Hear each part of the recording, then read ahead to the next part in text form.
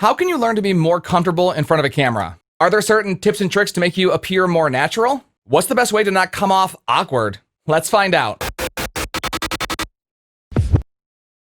Welcome back to another episode of Home Studio Catalyst. My name is Chris Cruz, and I've been hearing a lot of feedback from people on these videos saying, gosh, Chris, you're so confident in front of the camera. I wish I had the kind of confidence that you have. And the truth is, I'm not super confident in front of the camera. I don't talk about this a lot, but I might come off as this cocky, kind of confident guy, but I've got my insecurities just like anybody else. A lot of them, trust me. I don't think I have some innate talent or gift in front of a camera, but over time I have learned 3 tricks to help me just kind of be more myself, be more natural when I'm filming. 1, get in front of a camera more often. 2, don't make it perfect. And 3, well, we'll get to 3 in a second. So the first thing, get in front of a camera more often. If you're looking for some secret solution or gonna watch body language videos or how to be relaxed in front of a camera, that's fine. But really the only way that I've found to get better is just to do it over and over and over again. I've been in radio, this is my 18th year, and I've been doing videos probably almost the entire time. And my early stuff was hella awkward. NSYNC or Backstreet Boys? I can't choose. I love them both very much. Oh my gosh, you have to choose one. NSYNC. Yes, good call. Justin Bieber. Justin Bieber, whatever. Or Selena Gomez. Justin Bieber. I love him.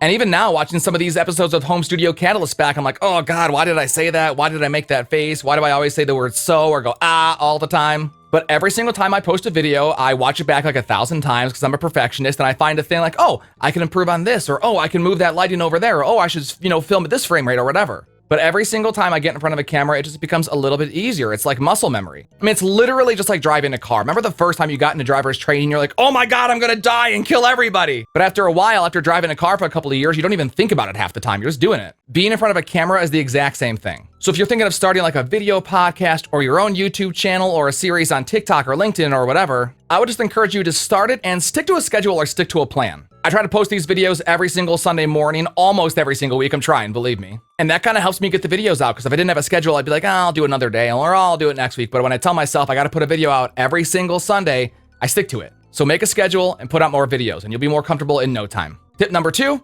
don't make it perfect. And what I mean by that is, don't wait until your video is 100% flawless and perfect to post it. Now, yes, you should be putting out the best content that you're able to create. You don't want to put out something shitty. But don't sit there for a week and stew over it and go through every single frame and make sure everything's right. Because if you do that, I promise you'll never put it out. Maybe you're recording your video and you have a quick stutter or a stumble. I mean, look, I'm the king of that. You're looking at the guy. But that's just how people normally talk. So a lot of times I'll edit them out. But if it's just a little stutter like that, I just leave it in. Because that's how I talk. And I just want to be real with you guys. I'm not trying to be some fake personality or character. That's just not me. Even my episode of Home Studio Catalyst last week, I posted it on YouTube and it was fine. And I posted a different version because I sized it different on Facebook and LinkedIn. And there was a really slight time difference with my graphics. And I watched it and I go, oh shit.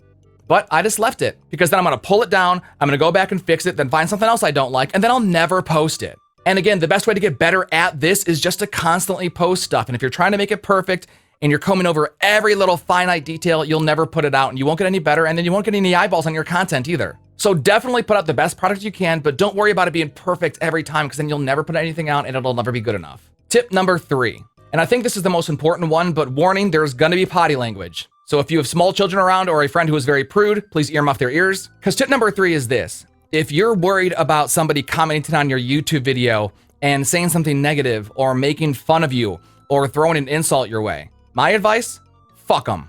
And I mean that, fuck them. If someone's gonna come on your video just to say, oh my God, you're fat, or oh, you talk too fast, or oh, this video sucks, or your singing sucks, or oh my God, your voice is annoying on this podcast, fuck those people, who cares? They're literally trolls at home in their basement going, I'm gonna hurt someone's feelings on YouTube today. That's their life, that's what they do. I've been made fun of my entire career, and I've said this before, for how fast I talk.